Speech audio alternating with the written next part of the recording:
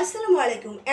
রুমানা শিমুল blog থেকে আমি শিমুল চলে এলাম নতুন একটি রেসিপির সঙ্গে। আজকে একটি মিষ্টি রেসিপি করে দেখাবো। আজকে করে দেখাবো তুলতুলে ছানা বা কাঁচা ছানা নামে যে রেসিপিটা খুব পরিচিত। কাঁচা ছানা নামে দোকানে যে মিষ্টিগুলো কিনতে পাওয়া যায়, সেই তুলতুলে ছানার কাঁচা ছানার রেসিপি করে দেখাবো। এই জন্য আমি 1 কেজি দুধ খুব সুন্দর মতন ছানা করে নিয়েছি। এবার 1.5 কেজি দুধ দিয়ে আমি মালাই তৈরি করব। তো চলুন চলে যাই মূল রেসিপিতে। দেখুন আমি দুধটাকে ফুটিয়ে নিয়েছি। এবার দুধটাকে সুন্দর করে নেড়ে নেড়ে নেড়ে নেড়ে আমাকে ঘন করতে হবে। ঠিক আছে, ঘন করতে হবে, চারদিকে টেনে টেনে টেনে ঘন করতে হবে। দুইটা জিনিস লক্ষণীয়। নাম্বার 1, দুধটা যেন তলায় লেগে না যায়। দুধটা কোনো অবস্থাতে তলায় লেগে যাওয়া যাবে না। লেগে গেলে কিন্তু এটা ফুটে উঠবে। দেখুন আমি প্রচুর নাড়ছি, অনবরত নাড়ছি, তারপরেও কিন্তু কিছু কিছু লাল লাল দেখা যাচ্ছে, মানে তলা থেকে উঠে আসছে দুধগুলো। তো যতটুকু পারেন সম্ভব এভাবে নেড়ে যাবেন, চারদিক থেকে টেনে টেনে নেড়ে ঘন করতে হবে। এবং দ্বিতীয়টা হচ্ছে দুধে যেন সর না পড়ে। দুধে সর পড়া যাবে না, সরগুলো ভেঙে দিতে হবে।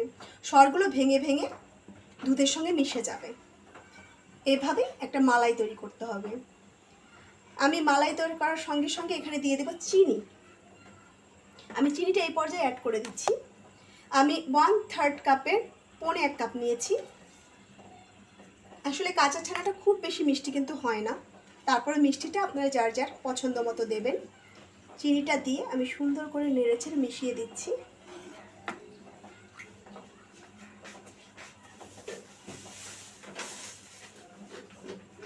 এবং দিয়ে দেব টেবিল চামচের 1 টেবিল চামচ ঘি।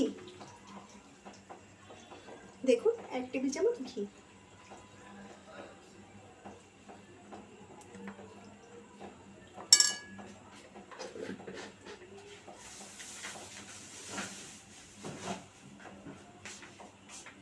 এবার আমি সুন্দর মতো নেড়ে নেড়ে দুধটাকে পর্যাপ্ত ঘন করব, বা আমার পছন্দ মতো ঘন শেপে নিয়ে আসবো।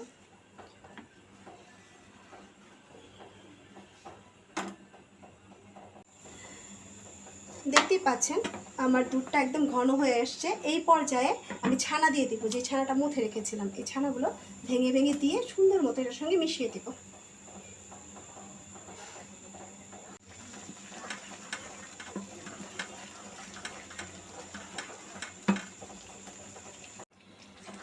দেখুন নাড়তে নাড়তে অনেকটা ঘন হয়ে এসছে। এটাকে আমি আরও ঘন করব ততক্ষণ পর্যন্ত প্যান থেকে উঠে না আসে।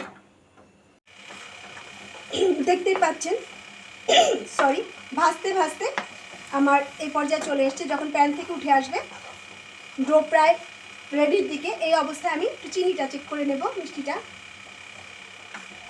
চিনিটা একটু কমই মনে হচ্ছে, আমি আরেকটু দেবো।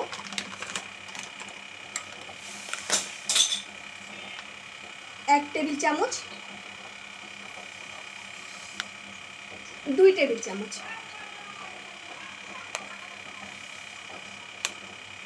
3 টেবিল চামচ। আমি আরও 3 টেবিল চামচ চিনি দিয়ে দিলাম। দেখতেই পাচ্ছেন। এবার চিনিটা গলে কিন্তু আবার একটু লিকুইড হবে, হয়ে আবার দলা পাকবে বা জমাট পাকবে। দেখুন চিনিটা আমি খুব ভালো করে মিশাবো। নাড়া কিন্তু বন্ধ করা যাবে না, অনবরত নাড়তে হবে আপনাকে। অনবরত নেড়ে নেড়ে মিশাতে হবে।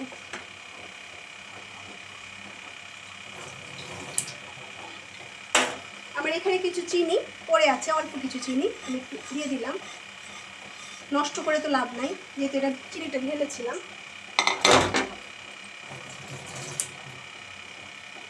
চিনিটা হচ্ছে বা সুইটনেসটা হচ্ছে আপনার নিজের কাছে, আপনি কতটুকু সুইট করবেন, কতটুকু মিষ্টি করবেন। একটা জিনিস লক্ষ্য করুন, আমাকে কিন্তু ভাজতে ভাজতে বা এটাকে শুকাতে শুকাতে দুধগুলো কিন্তু অটোমেটিক্যালি একটু রেড কালার হয়ে গেছে, বা একটু হালকা ইয়েলো কালার চলে আসছে। আমি কিন্তু কোনো কালার দেইনি বা কোনো প্রকার ক্যারামেলও করিনি। ভাজতে ভাজতে অটোমেটিক্যালি আপনার দুধটা এরকম কালার হয়ে যাবে, সুন্দর কালারে চলে আসবে। আমি এভাবে ভাজতে থাকবো এবং নাড়তে থাকবো যতক্ষণ পর্যন্ত তলা থেকে উঠে না আসে। দেখুন আমার চিনি দেওয়ার পর কিন্তু তলাতে এই যে লেগে যাচ্ছে, তলাতে কিন্তু উঠে আসছে না।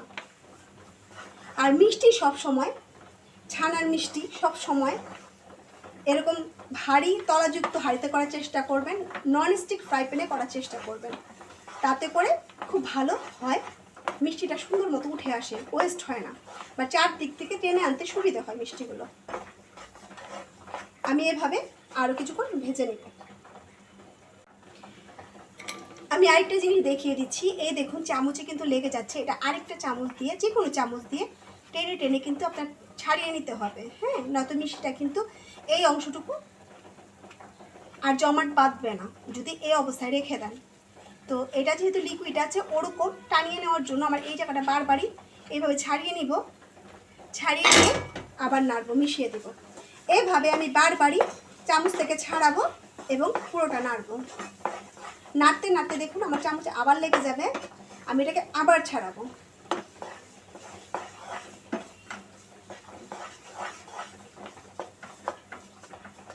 দেখতেই পাচ্ছেন আমার ডোটা অলরেডি উঠে আসছে প্যান থেকে। তারপরে আমি আরও এটাকে একটু টানাবো বা শুকাবো, যেন কোনো প্রকার লিকুইড টাইপ বা পানি টাইপ কিছু না থাকে, একদম খুব সুন্দরভাবে জমাট বেঁধে যায়।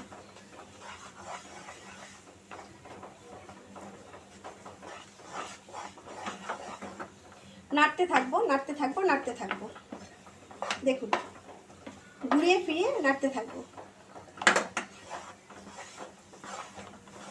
দেখুন তলা থেকে খুব সুন্দরভাবে উঠে আসছে, একটুও লেগে যাচ্ছে না, একদম সুন্দর মতো উঠে আসছে।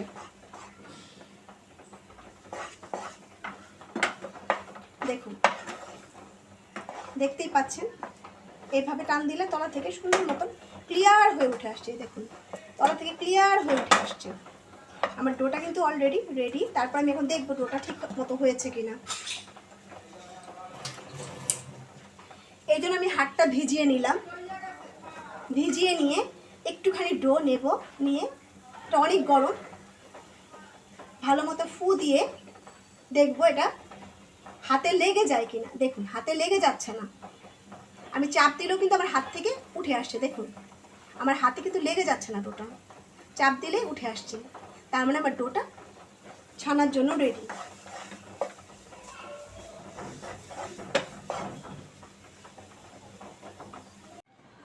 এবার সেট করার পালা।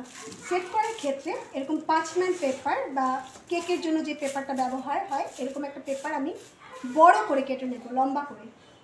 একটা টিস্যু দিয়ে পেপারটা সুন্দর করে মুছে নেব, মুছে নিলাম। এবার যে ডাইসে আমি বসাবো সেই ডাইসটাই আমি সুন্দর করে এটা সেট করব, সুন্দর করে সেট করব।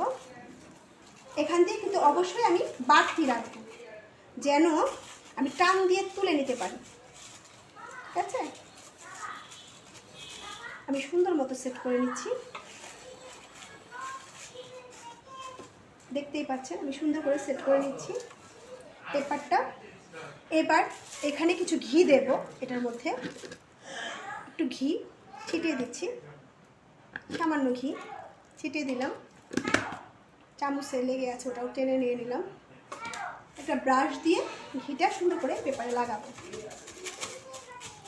এতে করে আমার সেট হতে সুবিধা হবে, আমার সুন্দর মতো ঘিটা উঠে আসবে। দেখুন ঘিটা আমি নামিয়ে নিচ্ছি, আমি সেট করে নিচ্ছি, কাগজটাতে সুন্দর করে ঘি লাগিয়ে নিচ্ছি, তাতে করে আমার সুন্দর মতো এটা উঠে আসবে, দেখতেই পাচ্ছেন। এবার আমি এটাকে সুন্দর মতো সেট করবো।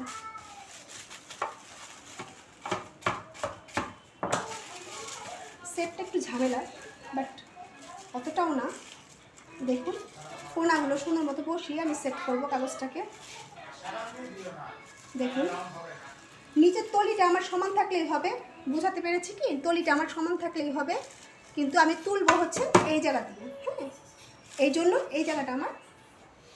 আর একটু ঘি আমি এটার গায়ে ব্রাশ করে দেবো যেন এগুলো উঠে আসে, করে দিলাম। এবার সেট করার পালা। এটা কিন্তু গরম অবস্থায় করতে হবে, খুব ঠান্ডা হয়ে গেলে কিন্তু এটা সেট হবে না। ঢেলে নিলাম, দেখুন ঢেলে নিচ্ছি আমার মিষ্টিগুলো বা ডোটা। আমি এটা খুব দ্রুত ঠান্ডা হতে থাকে, এই কারণে আপনাকে গরম গরম অবস্থায় যা করা করতে হবে বা সেট করতে হবে। এবার আমি এটাকে টেনে টেনে, আমি 1 কেজি দুধের মালাই করেছি আর 1 কেজি দুধ ছানা করে নিয়েছি এই কাঁচা ছানা তৈরি করার জন্য। এবার যেটা করতে হবে সেটা হচ্ছে সুন্দর মতন, একটু ঠান্ডা ঠান্ডা হয়ে গেলে হতে চায় না, এটাও টেনে নেব, সুন্দর করে কেচে নিয়ে নেব। নিয়ে নিলাম কেচে। এখানে একটা টিপস দিয়ে রাখি, যেহেতু আমি এই চামচটা দিয়ে এটা নাড়াচাড়া করেছি, এই চামচটা দিয়ে যদি আমি সেট করতে যাই তাহলে কিন্তু সেটটা ভালো হবে না, এটার সঙ্গে লেগে লেগে উঠে যাবে। এই অবস্থায় আমি স্প্যাচুলা নিব, নিয়ে সুন্দর করে টেনে টেনে সেট করব, তাহলে সেটটা সুন্দর হবে। এখন বিষয়টা হচ্ছে আমি কতটুকু মোটা রাখবো বা পুরুত্ব কতটুকু হবে, এটা কিন্তু ডিপেন্ড করে যার রুচির উপর বা নিজের উপর। আপনি কতটুকু রাখতে চাচ্ছেন মোটা বা পুরুত্ব, সেটা আপনি নিজে ডিসাইড করবেন এবং সেই অনুযায়ী সেট করবেন। দেখুন আমি কিন্তু, আশা করি দেখতে পাচ্ছেন, আমি খুব সুন্দর করে এই কোণার থেকে সেট করে আসতেছি। দেখুন চেপে চেপে চেপে চেপে আমি এখান থেকে একটা পুরুত্ব রেখেছি যে আমি এতটুকু করবো। এটাকে আমি এখান থেকে ডিসাইড করেছি যে আমি কতটুকু মোটা রাখবো মিষ্টিটাকে। আমি যতটুকু মোটা রাখতে চাই আমি ততটুকু মোটা অনুযায়ী এটাকে চেপে চেপে সেট করব।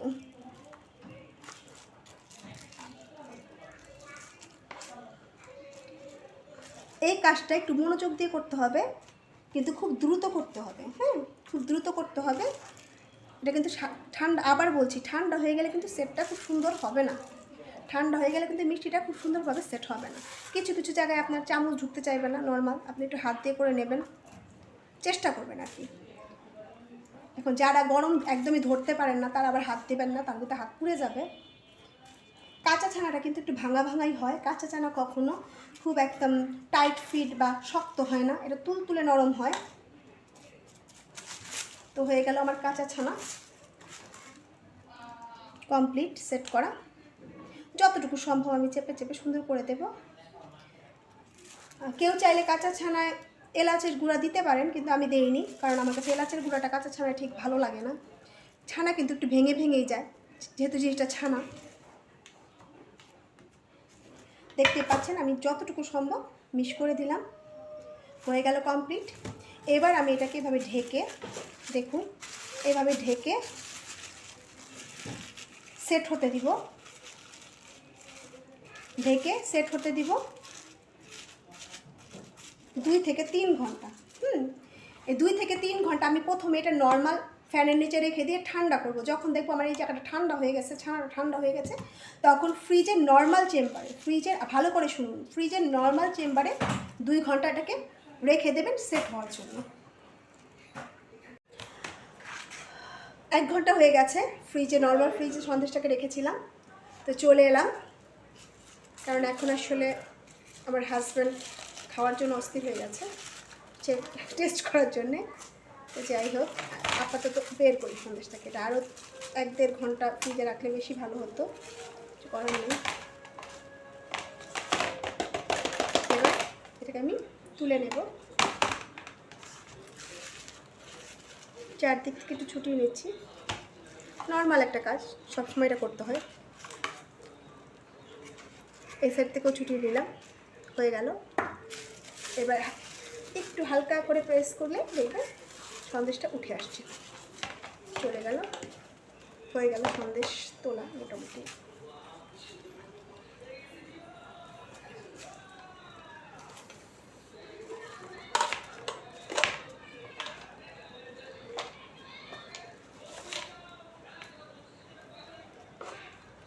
আলহামদুলিল্লাহ, দেখতেই পাচ্ছেন কত সুন্দরভাবে সেট হয়ে গেছে।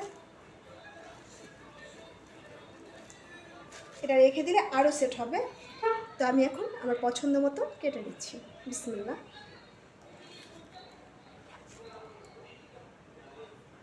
পছন্দ মতো সাইজ করে কেটে নেব।